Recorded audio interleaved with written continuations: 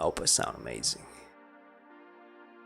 Anyway, welcome back to the second episode of Battle Brothers Iceberg. We're going to be diving into the second tier today, and it's going to be fun. It's going to be amazing. Let's get into it. So first of all, we got Origin of Alps. Alps is actually a term in German used instead of elf. It is not an actual name of some creature. It actually means the shimmering one or the shining one, often given to rivers and mountains. People used a method called circumlocution, so they didn't want to call the mountain or river, which usually resembles a god or something, by its proper name. Therefore, they would use another descriptive term instead of the proper name. Over time, however, the descriptive term, whatever word that they were using for it, in this case Alp, which means the shimmering one, would start to lose its meaning. People forget what the descriptive meaning was, and therefore the descriptive term now becomes the pronoun. Not the pronoun. The mountain's gender is unidentified. It becomes the proper noun. So, in the game, the Alps, they really don't have an origin. The in-game scholars say they mutated into what they are. Others say that they kind of transform into that hideous thing. And it's interesting because a lot of real-life folklore that deal with Alps do have these two patterns. Either people transform into them at night, or they're just that way. Now, an interesting real-world folklore behind Alp origin comes from a person called Rosemary Ellen Gulies, or Gully, and she wrote a book called Encyclopedia of Demons and Demonology. Apparently, these Alps or demons come from the mouth of this great beast in hell called Horetsi. Next up, we have our favorite Warhammer 40k faction. I'm sorry, we're talking about Battle Brothers. Greenskins. So, Greenskin common ancestor, well, basically saying that goblins and orcs come from the same green-skinned people. In the Battle Brothers fandom, we can find a quote that says, "Goblins, although distant relatives to orcs, they don't have much in common apart from their color of skin." So, there you have it. Common ancestor. Next up, we have how to pronounce Nachzehrer. Freaking did it. I did it. First try. No, probably not first try. But let me play it for you. Give you some context here. I think this is the right one. Nachzehrer. I didn't hear that. Nachzehrer. Nachzehrer. Yeah, that's what I said. Next up, we have Far East DLC. Many in the community would mention a Far East DLC. Now, they're talking about a Slavic-themed or Mongolian-themed DLC rather than a Japanese or Chinese-themed one. Being Japanese, I'd have to agree.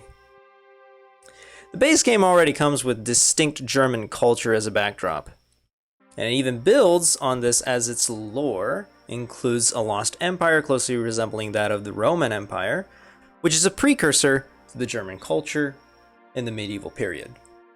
With that in regard, it is safe to say that introducing another distinct and pop culturally well-known culture would cause the two to clash rather than complement each other.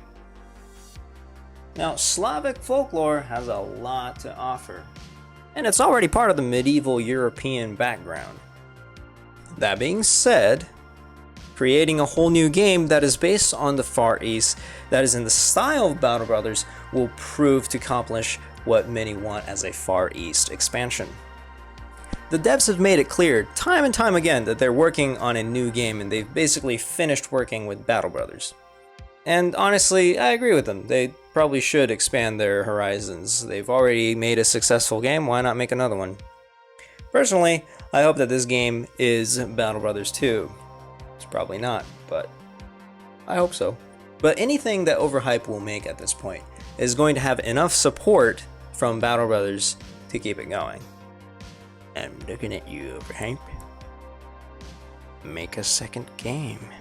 Do it. For any who want to mod their game, the Fantasy Bros mod allow a Nodachi, which is a big samurai sword, some shuriken, and bamboo pikes as a new addition for weapons, and recruitable backgrounds such as the Wulin. Permanent destruction. Now, permanent destruction of settlements was always intended by the devs. It was actually something that was supposed to spice up the endgame crisis. Due to popular opinion, the devs had to include a non-perma-destruction mode, or just make perma-destruction an option. The devs had to make perma-destruction an option. They had to make a core part of their game play an option because the community said that they didn't want it anymore. They didn't want it anymore. God. So there were a few comments suggesting keeping perma-destruction on. And I personally enjoy the fact that it's a option. I think it's better that it's an option because, well, I play without perma-destruction. I know. I am guilty. I'm guilty of this sin. But, I mean, let's be real. It's kinda out there, and it's not really balanced, to be honest. Some of the settlements might get destroyed.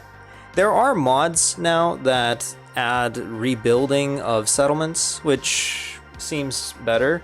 Well, the rebuilding settlement mod basically enables the perma-destruction mod to actually be a viable gaming method. It's realistic. Perma-destruction is realistic, but it kind of verges on unplayable. I'd like to play a game where I just can sit back and relax and not worry about my best town that's allied to me get destroyed by a warband. Icy Cave. It is hot. Mido summer hot. And I would love to jump into Icy Cave.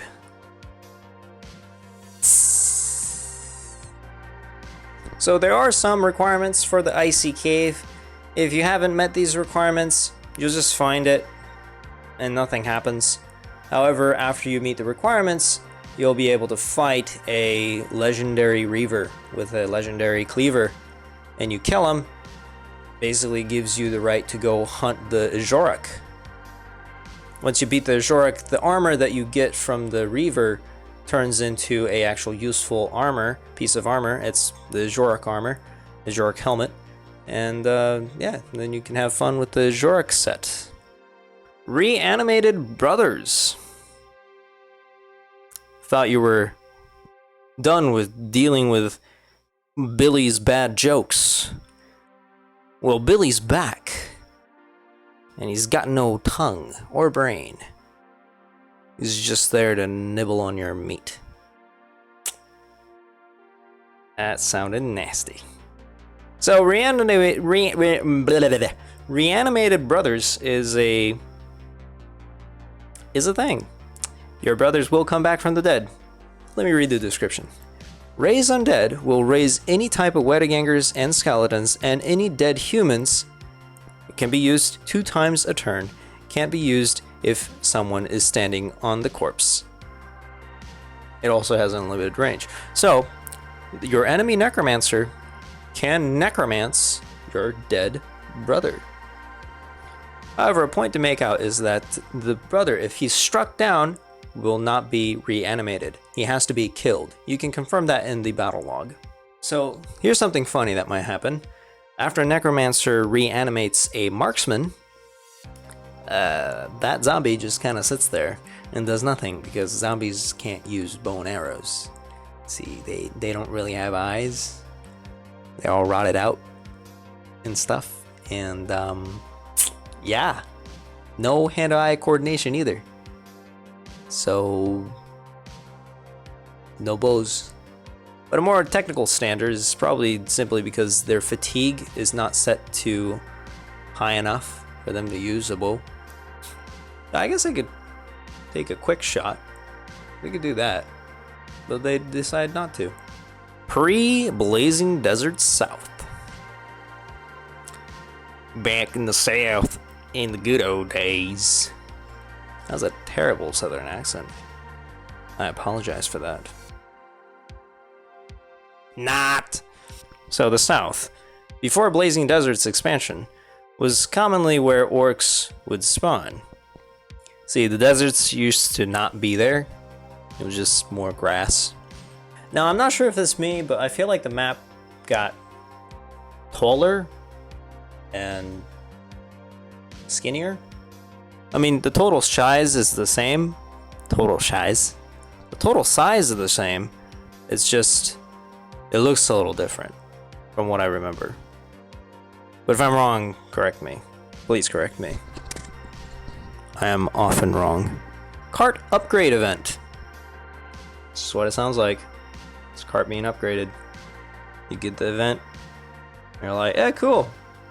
In order to trigger it, you need a caravan hand over level 6 in your party. 9-starred brothers. When you recruit new recruits, you're always looking for those shiny, shiny stars. And I don't know if you have noticed before, but each and every recruit would have at least 3 different and random stats with stars on them. And you can have up to 3 stars for whatever random stat that the star is being placed on. So, given that, we do a little quick math and understand that the maximum amount of stars a brother could have is 9. How often do you see a brother with 9 stars?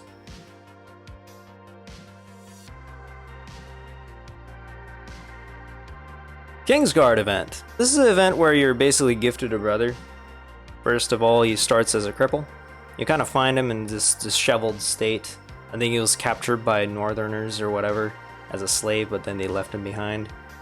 Anyway, if you keep him and if you nurse him, tend him, feed him, love him, pet him, take him out for walks for 30 days, then he'll turn into the Kingsguard.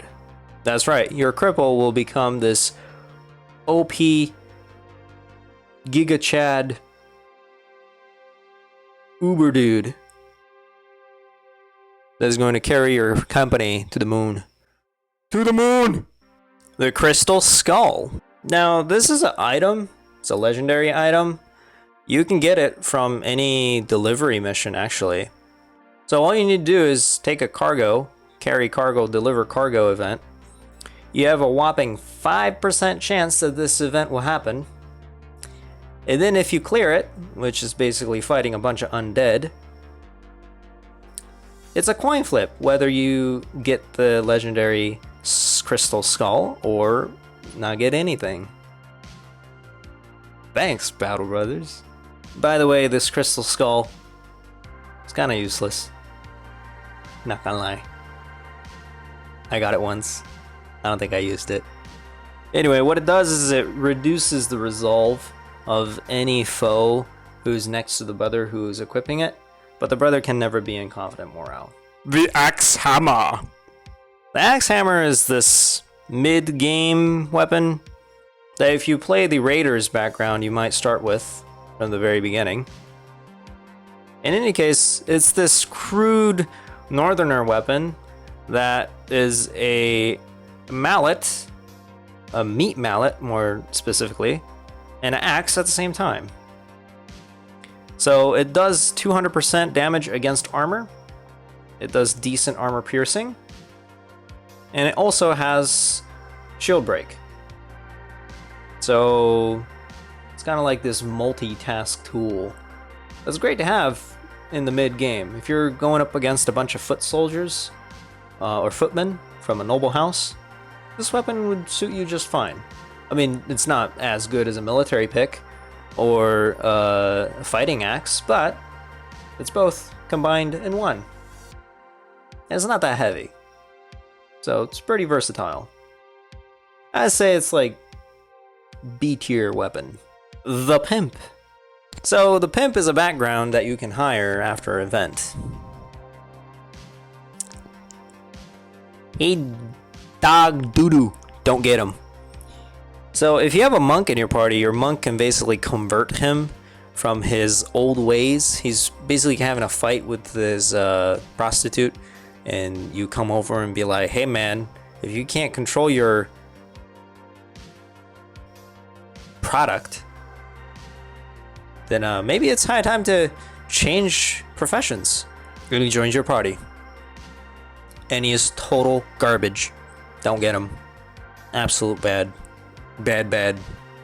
I mean, if you're gonna have an event that doesn't really happen unless you have certain brothers, and then it turns out to be just this crap dude, why? So that pretty much does it for the second tier of the Battle Brothers Iceberg. I hope you enjoyed.